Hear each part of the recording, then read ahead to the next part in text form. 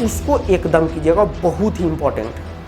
ठीक, उससे तो क्वेश्चन अभी 4-5 साल से तो लगातार वही क्वेश्चन उसी से आ रहा है, तो वो बहुत इंपॉर्टेंट है। हमको पता है कि आप लोग कुछ भी आप लोग नहीं पढ़ के आते हैं 9th में। संस्कृत आपका वीक है ना, मतलब कोई आइडिया ही नहीं लग रहा है कि अरे हमको तो कुछ भी नहीं आ रहा है, ABCD भी नहीं, हम तो फेल होंगे, आपका 100 आएगा। तो डियर स्टूडेंट, आपका बहुत बहुत स्वागत है। आप देख रहे हैं मास्टर साहब और हमारा नाम है आयुष। तो स्टूडेंट, आज का जो ये वीडियो है आप सभी क्लास 10 CBSE संस्कृत स्टूडेंट के लिए बहुत ही इंपॉर्टेंट होने वाला है, क्योंकि आप जानते हैं कि CBSE अंकल ने सैंपल पेपर दे दिया है। हालांकि सैंपल पेपर देख के आप लोग तो खुश हो गए थे, क्योंकि सारा क्वेश्चन लेक्चर से ही था और सारा क्वेश्चन आप इजी वे में बना रहे थे। तो सबसे पहले बता दें कि संस्कृत एग्जाम का तो कोई टेंशन लीजिएगा ही नहीं। आपको आता है, कुछ नहीं आता है, उससे कोई भी प्रॉब्लम नहीं है। बस आप वीडियो लेक्चर देखते रहिए, फुल मार्क्स आपका आएगा। तो जो भी नए बच्चे हैं, चैनल को सब्सक्राइब करके बेल नोटिफिकेशन दबा दीजिए और शामिल हो जाइए फूफा जी की क्लास में। तो आज का जो टॉपिक है स्टूडेंट, जैसा कि अभी आपको हम बताएं कि संस्कृत का सैंपल पेपर आ चुका है ऑफिशियली CBSE अंकल वाला। तो अब हम लोगों को एक आइडिया लग चुका है कि क्वेश्चन कहां कहां से देगा CBSE। अच्छा सर, तो बता दीजिए। तो आज के वीडियो में वही बताने जा रहे हैं, एक एक टॉपिक में बता देंगे कि कैसे मेहनत करना है, क्योंकि संस्कृत में फुल मार्क्स सभी स्टूडेंट का आता है फूफा जी से पढ़ के। क्यों आता है? क्योंकि हम हो आप हो, दोनों मिलकर मेहनत भी करते हैं और सबसे अच्छी बात है कि स्मार्ट वर्क भी करते हैं। ठीक है, तो किस टॉपिक में कैसे पढ़ना है, कैसे क्वेश्चन पूछेगा, किस लेवल का पूछेगा, कहां से पूछेगा, वो सारा का सारा आज आपको हम बताने वाले हैं। तो चलिए करते हैं वीडियो को स्टार्ट। तो अभी जैसे ही हम व्हाइट बोर्ड से इधर हटे, आप कहेंगे सर ये क्या लिख दिए है सर, कुछ भी समझ नहीं आ रहा है। तो टेंशन नहीं लीजिए, सब समझ में आएगा। ठीक है, अब बोर्ड के एग्जाम में जब आप जाएंगे, ये सब भूल जाइए, अभी जैसे जैसे करा रहे हैं वैसे वैसे देखिए। बोर्ड के एग्जाम में जब आप जाएंगे CBSE अंकल के एग्जाम में, तो अंकल जी पहला जो क्वेश्चन पूछेंगे वो है अपठित गद्यांश, यानी कि एक अनसीन पैसेज देंगे। अब आप लोगों का एक क्वेश्चन था कि क्या सर अनसीन पैसेज मुश्किल आएगा या बहुत ही इजी रहेगा या मॉडरेट रहेगा? तो एक बात जान लीजिए, संस्कृत में जो क्वेश्चन पूछने का लेवल होता है CBSE बोर्ड का, वह वही लेवल का क्वेश्चन पूछता है जो वह अपने सैंपल पेपर में देता है। अच्छा सर, हाँ ये बात है। हाँ, CBSE संस्कृत में जो भी क्वेश्चन देगा वह अपने ऑफिशियल जो सैंपल पेपर वेबसाइट पे लॉन्च किया है उसी के इर्द गिर्द क्वेश्चन घुमाएगा, और उसी के इर्द गिर्द जितना भी क्वेश्चन घूमता है वो सब क्वेश्चन हम आपको करा देते हैं, और वही सब तो बोर्ड में आता है, बस आप लोग धुआं उड़ा देते हैं। ठीक है, तो चलिए अब धुआं उड़ाना है। देखिए, अपठित गद्यांश जो दिया था उससे पता चल गया कि अपठित गद्यांश न ही इस बार बहुत ही इजी आने वाला है और न ही बहुत ही हार्ड आने वाला है। अपठित गद्यांश एकदम बीच का आएगा। अरे सर, ठीक। अब एक बात हमें पता चल गया कि अनसीन पैसेज जो पूछेगा इस बार वह मॉडरेट लेवल का पूछेगा, न हार्ड न इजी, एकदम बीच का। मतलब हम लोगों को अगर संस्कृत पढ़ने का आदत नहीं है, हम लोग मतलब आप सभी स्टूडेंट को जिनको भी, तो वह कम से कम 10 अपठित का प्रैक्टिस करके जाइएगा, तभी आप 10 में से 10 मार्क्स लेके आइएगा। ठीक है, अगर इजी पूछता 2 अपठित कर लेते, काम बन जाता। ठीक है, और अभी जो वन शॉट सीरीज स्टार्ट कर रहे हैं, कर क्या रहे, उसमें वाच्य का करा भी दिए हैं। ठीक, तो वो कर लीजिएगा ना, तो 100 में 100 आपका है, लिख के रख लीजिए और अपने दोस्तों को, बाबू सोना को, सबको बता दीजिएगा। और यह जो प्रैक्टिस है यह हम आपको करा देंगे, इस बात का टेंशन नहीं लीजिएगा। तो एक बात पता चला कि बीच का मतलब कि न ज़्यादा इजी न ज़्यादा हार्ड, बीच का पूछेगा। इसका ये मतलब है कि हमें प्रैक्टिस करके जाना होगा। अगर 10 अपठित का प्रैक्टिस हम नहीं करते हैं, हम मतलब कि अगर आप 10 अपठित का प्रैक्टिस नहीं करके जाते हैं तो आप बोर्ड में 10 में से 10 आपका नहीं आएगा, पहले ही बता दिए। और जो क्वेश्चन 10 टेलीग्राम पे देंगे वो कर लीजिएगा, काफ़ी है। अब अपठित से क्या होगा, तो 1 वर्ड पूछेगा स्टूडेंट। ठीक है, जिसमें 3 पूछेगा, आपको कोई 2 ही का जवाब देना रहेगा। 1 नंबर एक क्वेश्चन के लिए मिलेगा, 2 क्वेश्चन का 2 नंबर मिलेगा। 1 वर्ड का जो लेवल होगा वो डायरेक्ट पैसेज से आंसर किया रहेगा। मतलब कि डायरेक्ट पैसेज में आंसर दिया रहेगा, आपको खोज के लिखना रहेगा। बस कहाँ पे विभक्ति ठीक करना है वो आपको ध्यान में रखना होगा, जो अपठित पढ़ाएंगे तो बता देंगे। यानी 1 वर्ड का जो लेवल है वह एकदम डाउन जाने वाला है। उसके बाद है दूसरा क्वेश्चन आंसर। तो क्वेश्चन आंसर में 3 क्वेश्चन आंसर पूछेगा, 2 आपको करना रहेगा, उसका भी लेवल बहुत ही ज़्यादा ईजी रहेगा। अब तुरंत आपके मन में सवाल होगा कि सर 1 वर्ड का और क्वेश्चन आंसर का लेवल आप बोल रहे हैं ईजी रहेगा, तो फिर पैसेज मुश्किल कैसे हो जाएगा? मतलब कि सर पैसेज आप बोले थोड़ा सा न ईजी रहेगा न हार्ड रहेगा, थोड़ा सा मुश्किल रहेगा। इसलिए रहेगा कि वह सीबीएसई यह चाहता है कि वह जो पैसेज हम देंगे, जो भी बच्चा उसको समझ लिया बस वो क्वेश्चन आंसर फटाफट कर दे। तो यह प्लान है बोर्ड का इस बार का, ध्यान रखिएगा, मेरा बात सुन के एकदम दिमाग में बैठा लीजिए। यह प्लान है कि एक ऐसा पैसेज दे जिसको देख के बच्चा पहली ऐसे भाग जाए, और आप अगर उस पैसेज से लड़ के समझ लेते हैं, जो आप हमसे पढ़ रहे हैं तो समझ ही जाएंगे, टेंशन नहीं लीजिए, तो क्वेश्चन आंसर आपके लिए कोई भी मुश्किल नहीं है। मतलब इसका जितना भी क्वेश्चन आंसर आएगा वो बहुत ही ईजी रहेगा। ठीक, उसके बाद टाइटल जो है वह पैसेज पे डिपेंड करता है, तो किस टाइप का पैसेज आएगा उस पर डिपेंड करेगा। लेकिन कोई महापुरुष पे आ गया, ठीक है, या कोई कहानी पे आ गया ऐसा जो आप पढ़े हो, तो उससे टाइटल लिख लीजिएगा, उसका टेंशन नहीं लीजिए, प्रैक्टिस कराएंगे तो बताएंगे। उसके बाद इस बार एक खास चीज आप लोगों के लिए किया गया है कि भाषिक कार्यम जो देगा उसमें एमसीक्यू भी देगा। अब एमसीक्यू देगा तो इससे क्या होगा कि भाषिक कार्यम आप लोगों के लिए इजी हो जाएगा। अब आप कहेंगे सर भाषिक कार्यम इजी कैसे हो जाएगा, हमें तो अभी आता भी नहीं है, तो अभी पढ़े ही नहीं है, तो आएगा कैसे? हम पढ़ा देंगे each and every topic 0 level से, ठीक है, उसका टेंशन आप नहीं लीजिए। ठीक, अब भाषिक कार्यम एमसीक्यू से क्या फायदा होगा? एमसीक्यू दिया रहता है तो क्रियापद यानी कर्तृपद और क्रियापद खोजने वाला 2 सवाल तो आएगा, वो आसानी से बन जाएगा, और एक विशेषण विशेष्य वाला आसानी से बन जाएगा। ठीक है, बस उसके अलावा एक क्वेश्चन तो हमें छोड़ना ही है, तो जिसको विलोम में पर्यायवाची में हमेशा दिक्कत रहता है वह उसी क्वेश्चन को छोड़ दीजिए। बस क्रियापद और कर्तृपद वाला जो क्वेश्चन है उसको अच्छे ढंग से प्रैक्टिस करके चले जाइए, आपका तीनों का तीनों सही हो जाएगा। ठीक है, ऑप्शनल रहेगा, 4 क्वेश्चन देगा, 3 ही बनाना है। तो एक तो गारंटी है विपर्य यानी विलोम शब्द और पर्याय यानी कि पर्यायवाची शब्द वाला देगा, जो बहुत बच्चों का दिक्कत होता है। कोई जरूरत नहीं है उसको पढ़ने की, बस कर्ता ठीक करके जाइए, आपका बन जाएगा, क्योंकि एमसीक्यू है और हम बता देंगे। अभी बाच्चे पढ़ाए थे तो आपको बताए थे ना, बाच्चे में एमसीक्यू पूछने वाला है, तो बताए हैं ना कैसे एमसीक्यू में ट्रिक्स आंसर निकालना है। बाच्चे का 1 शॉट आप नहीं देखे, तो उसी तरह इसमें बता देंगे। ये आपके लिए इजी होने वाला है इस बार बोर्ड के एग्जाम में। कोशिश कीजिएगा कि 10 अपठित तो करके ही जाइएगा, जो जिंदगी में पहली बार ही अपठित करने आए हैं। ठीक है सर, अब आगे बढ़िए। उसके बाद आता है पत्र। अब देखिए स्टूडेंट, पत्र जो है इस बार पूरा चांस है कि अनौपचारिक पत्र पूछा जाएगा, यानी कि दोस्त को पत्र लिखने वाला। अच्छा सर, ये इस बार सिंपल पेपर में दोस्त अपनी बहन के शादी में बुला रहा है अपने दोस्त को, तो हो सकता है बर्थडे में बुलाए, या हो सकता है कि कोई एग्जाम पास कर जाए तो दोस्त को कुछ ये शुभकामना दे, बधाई दे। तो इसका मतलब है कि पत्र जो है वो दोस्त के ही इर्द गिर्द घूमेगा, तो इसका हम लोग प्रैक्टिस अच्छे ढंग से जितना भी इस टाइप का पत्र है उसका कर लेंगे। उसके बाद आता है तीसरा चित्र। तो चित्र का तो पूछिए ही मत, सभी बच्चा बना जाएगा। कैसे? जो चित्र करा देंगे वही आपके बोर्ड एग्जाम में आएगा। और आप देखें, जो भी चित्र लेखन का लेक्चर देखे होंगे याद होगा, जो चित्र सिंपल पेपर में आया है, पिछला बार का बोर्ड में आया है, वो सब हम 7 महीना पहले करा के बैठ चुके हैं, याद है ना? यस सर, आप जाके वीडियो खोल के देख लीजिएगा, वही सेम टू सेम चित्र आया। तो इसका टेंशन नहीं लीजिए, इसमें हम आपको 25-30 लाइन इसी तरह आएंगे, बोर्ड पे बता देंगे कि ये पेड़ रहेगा तो ये लाइन, लड़की रहेगा तो ये लाइन, लड़का रहेगा तो ये लाइन, उसका आप देखिएगा, हो जाएगा आपका काम। चित्र का भी 5 नंबर आपका इसमें आ जाएगा। बस ध्यान रखना है कि इसमें शुद्ध लिखना है, जो हम पढ़ाएंगे उस वक्त बताएंगे। और हर एक टॉपिक का पढ़ा चुके हैं डिटेल लेक्चर, और अभी एग्जाम स्पेशल 1 शॉट भी दे रहे हैं, तो उससे भी पढ़िएगा।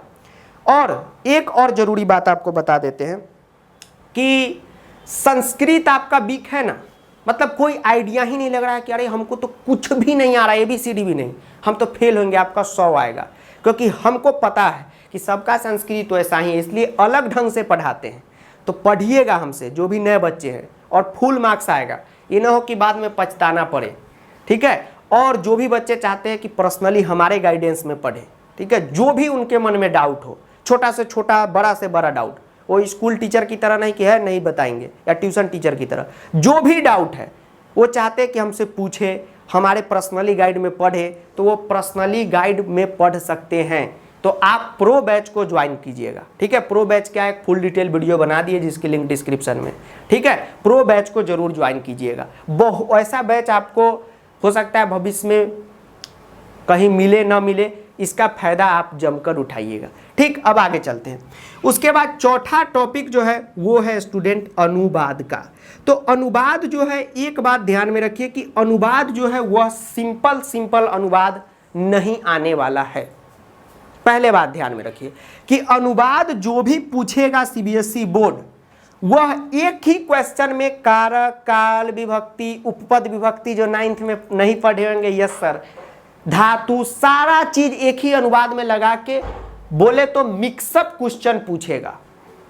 सर मिक्सअप क्वेश्चन मतलब, जैसे देखिए, अगर हम आपको बोले कि परपेंडिकुलर का वैल्यू 5 है, यस सर, और हाइपोटेनस का वैल्यू है 6, जी सर, साइन थीटा क्या होगा सर, p/h, 5/6 बन गया। लेकिन अगर हम आइडेंटिटी दे देते हैं आप लोगों को, तो उसमें तो बहुत सारा फॉर्मूला लगाना पड़ता है, जी सर। तो समझिए अनुवाद जो है वो आइडेंटिटी वाला आएगा। मतलब कि अनुवाद सिंपल पूछेगा ही नहीं, अनुवाद में जितना भी ग्रामर का रूल है वह लग जाएगा। अब आपके मन में सवाल होगा कि सर अनुवाद तो हमें कुछ नहीं आता, ये तो 5 नंबर का आएगा, छोड़ दे। बिल्कुल मत छोड़िएगा। अगर अनुवाद आपका ठीक नहीं रहेगा तो फिर चित्र में भी आप प्रॉब्लम फेस कीजिएगा, पत्र आपसे नहीं बनेगा। और एक बात जान लीजिए, हम झूठ नहीं बोलते हैं किसी के तरह कि ये कर लो वो कर लो, वो ऐसा वाला काम नहीं। जो सच्चाई वो बताएंगे। पत्र आपसे नहीं बन रहा है, इसके पीछे का एक ही कारण है कि अनुवाद आपको नहीं आ रहा है। दिल पे हाथ रख के पूछे कि क्या पत्र बन रहा है, नो सर नहीं बन रहा है। अनुवाद आ रहा है, नो सर नहीं आ रहा है। और जिस दिन हम पूछेंगे आपसे कि दिल पे हाथ रख के बोलिए अनुवाद आ रहा है, यस सर, पत्र बन रहा है, यस सर, आप बोलेंगे। तो अनुवाद, पत्र, ये सब रिलेटेड है। तो इसलिए अनुवाद का जो 10 लेक्चर हम बनाए हुए, जिसमें नर्सरी लेवल से लेके, मतलब कि एकदम बेसिक से लेके हाई लेवल तक का बताए हैं, वो पूरा का पूरा अनुवाद देख लेते हैं। और उसके बाद जो क्वेश्चन प्रैक्टिस कराए हैं वो देख लेते हैं, तो एक भी अनुवाद का क्वेश्चन नहीं छूटेगा, ठीक है। क्योंकि अनुवाद में 10th का तो कॉन्सेप्ट रहेगा ही, और 9th का भी सारा कॉन्सेप्ट रहेगा। तो ये दोनों कॉन्सेप्ट मिक्सअप करके हम पढ़ा दिए। हमको पता था कि आप लोग 9th में उपपद विभक्ति ये सब नहीं पढ़े होंगे, लेकिन 10th में रहेगा। तो इस बात का आप लोग ध्यान में रखिएगा। लेक्चर देख लीजिएगा, इसमें फुल मार्क्स आएगा। कॉपी पे लिखते रहिए, क्योंकि देखिए 100 नंबर आता है सभी बच्चा का, जी सर, 95 से कम किसी का नहीं आता। कमेंट बॉक्स किसी से भी पूछ लीजिए। क्यों? क्योंकि हम लोग पढ़ते हैं पूरा रिसर्च से, ये नहीं कि पढ़ रहे हैं संस्कृत, हाँ, एक एक टॉपिक में पढ़ते हैं कि क्यों इस टॉपिक में पढ़े और कैसे पढ़े। समझ गए बात को? तो ये हुआ अनुवाद का। उसके बाद संधि में कोई भी MCQ नहीं देगा। तो कोई भी बच्चे सोच रहे हैं कि MCQ देगा, तो बिल्कुल आप गलत सोच रहे हैं, बिल्कुल भी MCQ नहीं देगा, ठीक है। 4 क्वेश्चन आपको बनाना रहेगा। 2 क्वेश्चन तो व्यंजन संधि से फिक्स रहेगा, प्रथम वर्ण का तृतीय वर्ण में परिवर्तन और प्रथम का पंचम में। एक लोप से क्वेश्चन रहेगा और एक विसर्ग का र करने से क्वेश्चन रहेगा। ये भी 4 टॉपिक अगर आप अच्छे ढंग से कर लेते हैं तो आपका नंबर आ जाएगा। उसके बाद समास में क्या होता है कि तत्पुरुष, द्वंद्व और अव्ययीभाव और बहुव्रीहि, ये पढ़ना है। लेकिन तत्पुरुष पढ़ा दिए हैं, अगर वो भी लेक्चर देख लीजिएगा तो 2 क्वेश्चन तत्पुरुष से रहेगा, ठीक है। तो वो 2 बना लीजिएगा, एक द्वंद्व एक अव्ययीभाव। अव्ययीभाव का तो एकदम आसान है, एकदम एक चार्ट याद कीजिएगा बन जाएगा। तो समास भी आपके लिए कोई मुश्किल नहीं होने जा रहा है। ध्यान रखना है कि समास में MCQ देगा। तो MCQ देने से क्या फायदा है, ठीक है, कि ट्रिक से हम लोग समास बना देंगे। आपका जो प्रॉब्लम था ना, समास नहीं आता है, 1 शॉट अभी बनाएंगे ना, तो उसमें ऐसा ट्रिक बता देंगे ना कि समास का कोई भी क्वेश्चन बन जाएगा, ठीक है। तो तत्पुरुष को तो देखिए ऐसा 2 क्वेश्चन ट्रिक से बना देंगे, बस आपको बालक, शब्द रूप, ये सब याद रहना चाहिए। अच्छा सर ये बात है, हाँ। प्रत्यय में आपको एक क्वेश्चन टाप प्रत्यय से फिक्स दिखेगा, ठीक है। और एक बात ध्यान में रखना है कि टाप प्रत्यय से एक फिक्स दिखेगा तो आराम से बन जाएगा। उसके बाद मतु प्रत्यय, ठग, तल, त्व प्रत्यय से आपको इसमें क्वेश्चन दिखेगा। प्रत्यय का क्वेश्चन एमसीक्यू रहेगा तो और बढ़िया बात है। प्रत्यय जोड़ो, अगर क्वेश्चन में जोड़ा हुआ है तो नीचे तोड़ना है, नीचे तोड़ा हुआ है तो क्वेश्चन में जोड़ना है। तो इसमें भी ट्रिक काम करने वाला है। तो ये टॉपिक ट्रिक से, जितना भी एमसीक्यू है ना उस सब में कुछ भी नहीं पढ़ना है, सब ट्रिक करा देंगे। उसके बाद वाच्य का 3 क्वेश्चन करना है, एमसीक्यू पैटर्न रहेगा। अभी 2 घंटे का वन शॉट लेक्चर बना है सर, 2 घंटे का। अगर वह 2 घंटे का लेक्चर आप देख लेते हैं तो एक बात ध्यान में रखिए कि वाच्य का कोई भी क्वेश्चन आप उसके बाद बना दीजिएगा, और अशुद्धि का भी कोई क्वेश्चन। तो वाच्य और अशुद्धि ये सब एक ही टॉपिक है। अगर अनुवाद आपका कंप्लीट है तो अशुद्धि ऑटोमेटिक कंप्लीट है। अब आप कहेंगे सर कैसे, तो अशुद्धि का मतलब होता है क्या, इंग्लिश में आप लोग एक टॉपिक पढ़ते हैं ना, एरर करेक्शन। जी सर, तो उसमें एरर करेक्शन कोई टॉपिक है? No sir. आपको प्रीपोजिशन याद है, कंजक्शन याद है, वर्ब याद है, एडवर्ब याद है, अपने आप बनेगा। तो जब अनुवाद पढ़ा है तो सब ग्रामर का पढ़ा दिए हैं तो अशुद्धि तो अपने आप बनेगा। ठीक है, इसमें बस विभक्ति का कभी पूछ देगा, कभी वचन आपको ठीक करना रहेगा, ठीक है, कभी लिंग ठीक करना रहेगा, तो आराम से आपका बन जाएगा। उसके बाद घटिका पे क्या बोले, ये तो सबका बन जाएगा। उसके बाद है अव्यय। अब देखिए अव्यय कैसे बनेगा आपका, अगर जिस भी बच्चे का ये प्रॉब्लम है उनको बता देते हैं। अव्यय में क्या होता है स्टूडेंट, कि अव्यय बनाने के लिए आपको संस्कृत का हिंदी में मतलब समझना बहुत ज़्यादा जरूरी है। आप लोग थोड़ा सा कम पढ़ते हैं तो इसलिए ये मुश्किल होता है। अब इसका भी उपाय खोजा गया है। सर क्या, तो जब भी आप सेमूसी बुक का चैप्टर पढ़ रहे हैं, ठीक है, तो उसमें जितना भी अव्यय आए उसको अंडरलाइन करके रख लीजिए, क्वेश्चन वहीं से आएगा। सर कैसे आपको, जैसे जितना भी सेमूसी बुक में अव्यय, जैसे आप बुद्धि बलवती में जाएंगे तो एक है भवान कुत पालियत, यस सर, कुत एक अव्यय है, भवान देगा, कुत छुपा देगा, पालियता देगा, आपको कुत भरना रहेगा। यदि एवं तहरी, मां निज गले बधवा, हाँ सर बुद्धि बलवती में। तो जितना भी अव्यय आपके सिलेबस में है वो सब आप क्या कीजिए, सेमूसी बुक का जब पढ़ाई कीजिए तो वहाँ अंडरलाइन कीजिए, और एग्जाम के बाद देख के जाइएगा, एक भी क्वेश्चन अव्यय का नहीं छूटेगा। बताइए ऐसा दिमाग आपको कोई दिया था? यस सर, अच्छी बात है, तो इस्तेमाल कीजिए। ठीक है, ये करना है। सर अव्यय वाला समझ नहीं आया, इसका मतलब चैप्टर नहीं पढ़े हैं आप। जी सर, देखिए जितना भी अव्यय है आपके सिलेबस में, जी सर, उसको सेमूसी बुक से ही पूछा जाएगा। तो सेमूसी बुक का जब आप पढ़ाई करें तो अंडरलाइन करते चलिए अव्यय को। ठीक, अव्यय हम पढ़ाएंगे, इस बार के सेशन में नहीं पढ़ाएं तो उसमें बता देंगे कि कैसे करना है। जैसे आप बुद्धि बलवती चैप्टर खोलिए ना, उसमें भवान कुता पालियता दिया होगा, कुता अव्यय है, वही भवान दे देगा, बीच में अंडरलाइन और पूछेगा अव्यय, और कोई भी एमसीक्यू नहीं देगा, इसलिए इसमें थोड़ा सा स्मार्टनेस लगाना है। अशुद्धि में ग्रामर मजबूत है तो अशुद्धि ऑटोमेटिक बनेगा। तो ये हुआ ग्रामर का तैयारी, इस टाइप से तैयारी रखना है, एक भी नंबर हमारा नहीं कटेगा। ठीक है, उसके बाद संस्कृत में नंबर कटता है विभक्ति पे।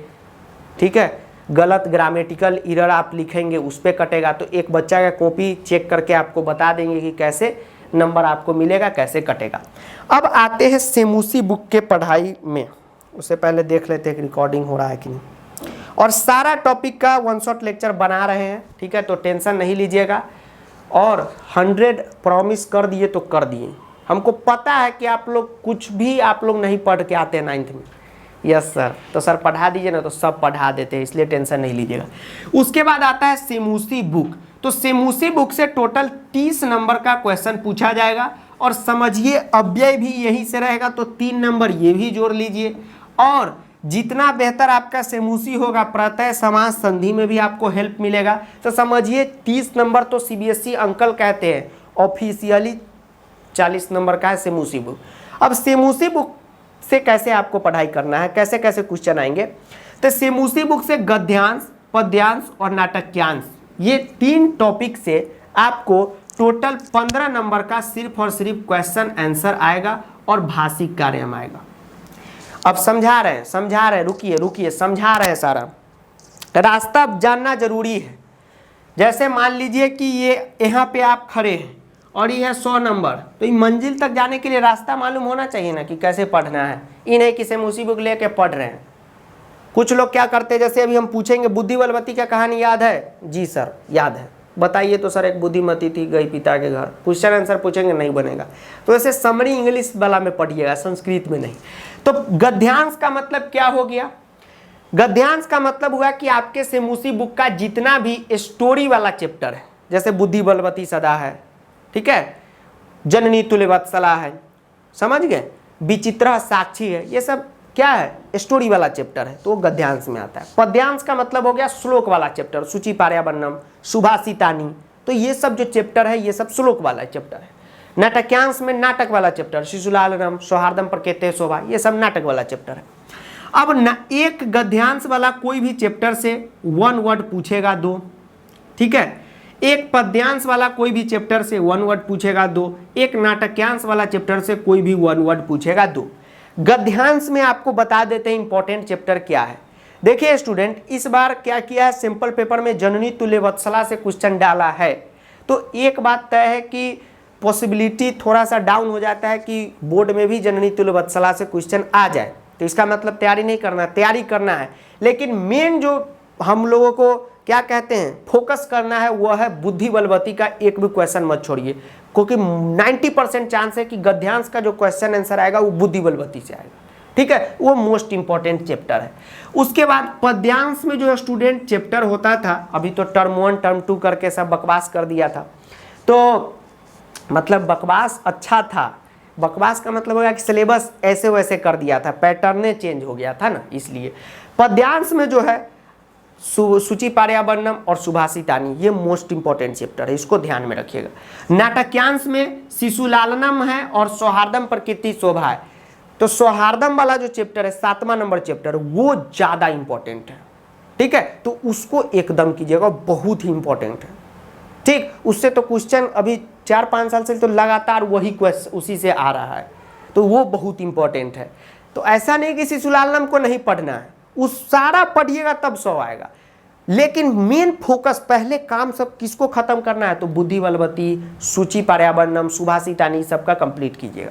1 वर्ड पूछेगा, क्वेश्चन आंसर भी पूछेगा, 2 2 2 6 क्वेश्चन आंसर तीनों से हो जाएगा 6 नंबर। उसके बाद भाषिक कार्य का प्रैक्टिस जबरदस्त कीजिएगा, क्योंकि इसमें कोई भी ऑप्शन आपको नहीं मिलेगा।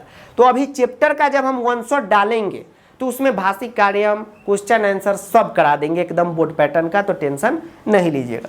उसके बाद आता है प्रश्न निर्माण, तो प्रश्न निर्माण के लिए आपको कीम शब्द रूप याद रहना जरूरी है, और जितने भी प्रश्न है, जैसे प्रश्न है जैसे कुत्र है उसका मतलब क्या होता है, कस्य का मतलब क्या होता है, तया का मतलब क्या होता है, कया का मतलब क्या होता है, वो सब याद रहना चाहिए, वो भी बताएंगे। लेकिन इसमें एनसीईआरटी का जो टेक्स्ट बुक का क्वेश्चन है, टेक्स्ट बुक का जो प्रश्न निर्माण है, एनसीईआरटी के सेमूसी बुक का, ओरिजिनल बुक का, डुप्लीकेट बुक का नहीं, तो वो कर लीजिएगा, तो 3 क्वेश्चन तो वहाँ से फंस ही जाता है, इसका टेंशन नहीं लेना। उसके बाद अन्वय और भावार्थ, तो यह जो है स्टूडेंट बहुत इंपॉर्टेंट है, ठीक है, अन्वय और भावार्थ, ये 2 नंबर का आएगा आपका अन्वय भावार्थ, कोई एक ही करना रहेगा, अन्वय कीजिए या भावार्थ कीजिए। ज़्यादा स्टूडेंट अन्वय करते हैं, इजी होता है, कोई भी श्लोक का अन्वय पूछेगा तो एक बात ध्यान में रखिए कि अगर सुभाषितानी से क्वेश्चन आंसर पूछ देता है तो अन्वय सूची पर्यावरणम से पूछ देगा, क्योंकि एक ही चैप्टर से सारा क्वेश्चन भर दिया तो फिर वो भी बोर्डो सोचेगा कि बच्चा भाग जाएगा, नहीं पढ़ना चाहेगा, एक ही चैप्टर पे फोकस करेगा, तो क्वेश्चन ऐसा पूछेगा कि सारा मिला जुला हो, समझ रहे हैं बात को। तो अगर सुभाषितानी से क्वेश्चन आंसर है तो अन्वय दूसरा श्लोक से रहेगा, ठीक, तो ये ध्यान में रखिएगा। उसके बाद मोस्ट इंपॉर्टेंट आता है घटनाक्रम। तो देखिए स्टूडेंट, घटनाक्रम तो एक बात तो फिक्स है कि श्लोक वाले चैप्टर से घटनाक्रम नहीं आता है, सर सूची पर्यावरणम से नहीं आएगा, नहीं आएगा। घटनाक्रम का मतलब होता है कहानी लेखना, श्लोक वाले चैप्टर में क्या कहानी, कुछ भी नहीं। घटनाक्रम आता है गद्यांश से और उसके बाद नाटक्यांश से। सर ये सौहार्दम प्रकृति शोभा और शिशुलालनम से भी आ सकता है, लेकिन कम चांस है। ज़्यादा चांस है कि घटनाक्रम आपको विचित्र साक्षी, जननी तुल्यवत्सला और बुद्धि बलवती, ठीक है। तो एक बात ध्यान में रखिए कि अगर बुद्धि बलवती से क्वेश्चन आंसर पूछ देगा तो फिर घटनाक्रम कम ही चांस है कि उससे पूछेगा, फिर विचित्र साक्षी से पूछ देगा या जननी तुल्यवत्सला से पूछ देगा। तो घटनाक्रम के लिए chapter number 5 most important chapter है, ये बात ध्यान में रखिएगा, ठीक, इस तरह से बनता है। अब देखिए जननी तुल्यवत्सला है जी सर, अब थोड़ा सा इमेजिन कीजिए क्वेश्चन कैसे बनता है, कैसे हम लोग बनाते हैं। मान लीजिए कि नाटक्यांश का एक चैप्टर हमने लिया सौहार्दम प्रकृति शोभा, तो उससे तो क्वेश्चन आंसर भी बन सकता है। Yes sir. सौहार्दम पर कहते शोभा में कुछ श्लोक है तो अन्वय भी बन सकता है। जी सर। अब उससे प्रश्न निर्माण भी बन सकता है। जी सर। उससे घटनाक्रम भी बन सकता है। तो ऐसा करेगा कि एक ही चैप्टर से सब कुछ दे देगा? नहीं, तो मिल बांट के देता है। तो इस अंदाजे के साथ आप पढ़ाई कर सकते हैं। तो घटनाक्रम बहुत इजी होता है। अगर जिस भी बच्चे से नहीं बन रहा है तो वही बोले कि आप चैप्टर को समरी जैसा याद कर रहे हैं, डिटेल में पढ़िएगा, बनेगा। उसके बाद आता है 18 नंबर वर्ड मीनिंग। जानने के लिए बहुत मुश्किल है बहुत इजी। क्यों सर? तो एक वर्ड मीनिंग तो फिक्स इसका आएगा आपका सूची पर्यावरणम से, एक वर्ड मीनिंग फिक्स आएगा आपका बुद्धि बलवती चैप्टर से, और एक आएगा जननी तुल्य वत्सला से। ठीक, तो 3 हो गया, 4 दिया रहेगा, एक कहाँ से देगा वही जाने, लेकिन 3 फिक्स देगा और हमको 3 करना है, बाकी एक जाके कहीं जाए। ठीक, तो इतना सब कुछ आपको करना है। ठीक है, अब देखिए सारा चीज हमको पता है गहराई में कि कैसे किस टॉपिक का प्रिपरेशन करना है। तो अभी आपको हम पढ़ा रहे हैं तो उसी अकॉर्डिंग पढ़ाएंगे। अब लेक्चर का जो स्पीड होगा वो बढ़ जाएगा। ठीक है, तो आप कहेंगे कि सर एक बात बताइए, लेक्चर स्लो क्यों चल रहा था? स्लो इसलिए चल रहा था क्योंकि सिंपल पेपर आया है ना सीबीएसई का ऑफिशियल, तो अब आइडिया लग गया है कि लेवल क्या रहेगा। तो अब ना उस अकॉर्डिंग कंटेंट तैयार होगा, एकदम माल तैयार होगा और एकदम डिलीवर होगा आप लोगों को। ठीक है, तो ये दिमाग में रखिएगा कि एकदम बढ़िया ढंग से पढ़ाई करा रहे हैं। तो 1 शॉट लेक्चर जो भी आ रहा है उसको पूरा देखिएगा। ठीक है, और इतना सब कुछ आप पढ़ाई कर रहे हैं। ठीक, कोई भी दिक्कत है तो वो भी पूछ लीजिएगा। ज़्यादा दिक्कत है, कुछ आइडिया नहीं लग रहा है, तो आप प्रो बैच को ज्वाइन कीजिएगा। प्रो बैच ज्वाइन करने के बाद आप पछताइएगा नहीं कि गलत जगह ज्वाइन हो गए। ठीक है, आप यह बात का अफसोस कीजिएगा कि अरे बाप रे, अगर नहीं ज्वाइन होते तो हम गलती करते। ठीक है, तो प्रो बैच जरूर ज्वाइन कीजिएगा, और उसका जो फी है वो भी बहुत ही कम है। ठीक है, 399 है, कोई फी ज़्यादा फी नहीं है। ठीक, तो ज्वाइन कीजिएगा, डिस्क्रिप्शन में लिंक दे देंगे, और एक व्हाट्सएप नंबर भी है, जो भी दिक्कत है वो भी पूछ लीजिएगा। समझे बात को? तो ज्वाइन कीजिएगा। एक मिनिमम फ़ी रखा गया जो सभी लोग अफोर्ड कर सकते हैं, 399। ठीक है, कोई ज़्यादा रकम नहीं। स्कूल वाला तो ऐसे ही 500 फलना का टेस्ट का ले लेता है। अब प्रो बैच में तो इतना सब कुछ मिलता है, सारा वीडियो लेक्चर मिलता है, टॉपिक वाइज PDF आपको मिल रहा है। ठीक है, और जो भी प्रॉब्लम है, जो भी प्रॉब्लम, छोटा से छोटा बड़ा से बड़ा, 24 घंटा आप व्हाट्सएप पे पूछ सकते हैं। कोई बैरियर नहीं कि हाँ एक ही 2 ही, जितना मन उतना। ठीक, तो इस बात का आप लोग ख्याल रखिएगा। और कोई ये नहीं है कि हाँ 10 दिन में आपका प्रिपरेशन करा के आपको कहे जाओ, पूरा एग्जाम तक प्रिपरेशन, रिवीजन। ठीक है, जो आपके दोस्त अगर ज्वाइन किए होंगे तो उनसे पूछ लीजिएगा। तो ज्वाइन कीजिएगा, आपके लिए बहुत ही अच्छा रहेगा। ठीक, विश्वास है आपको हम पे है ही, तो कीजिएगा ज़रूर। चलिए मिलते हैं अगले वीडियो में। धन्यवाद।